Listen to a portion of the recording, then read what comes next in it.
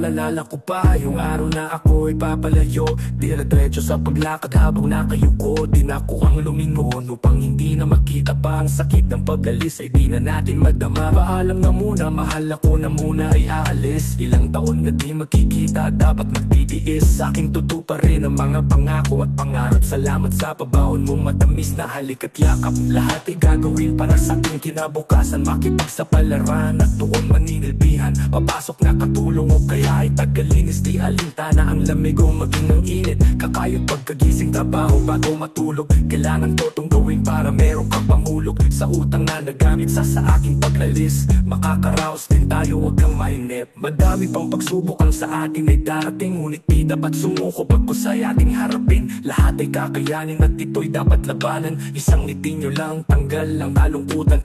Kamusta nga pala kay inay at kay itay, sa aking mga kapatid at ating kapitbahay. Mag-iingat kayo lagi at huwag na magpabaya. Hintay lang sa sahod, padala ko mamaya. At huwag mag-alala dahil okay lang ako.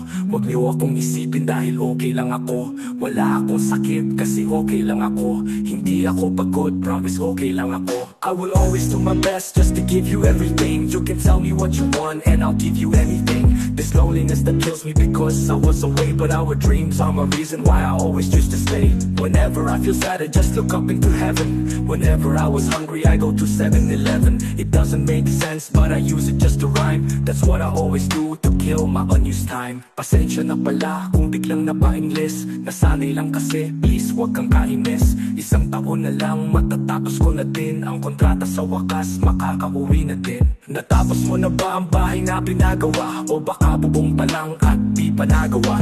Kailangan bumalik para lang maipatapos. Ilang taon pa kaya para makaraos. Ganyan ang buhay natin, kayod lang ng kayod. Hindi pwedeng sumuko, hindi pwedeng mapagod. Hindi pwedeng sumuko, hindi pwedeng mapagod. Hindi pwedeng sumuko, hindi pwedeng mapagod. Kamusta nga pala kay inay at kay itay, sa aking mga kapatid at ating kapitbahay. Mag-iingat kayo lagi at huwag na magpabaya. Hintay lang sa sahod, padala ko mamaya. At huwag mag-alala dahil okay lang ako. Huwag niyo akong isipin dahil okay lang ako. Wala akong sakit kasi okay lang ako. Hindi ako pagod, promise okay lang ako. Yeah, yeah, yeah, yeah. Naalala ko pa yung araw na ako'y papalayo,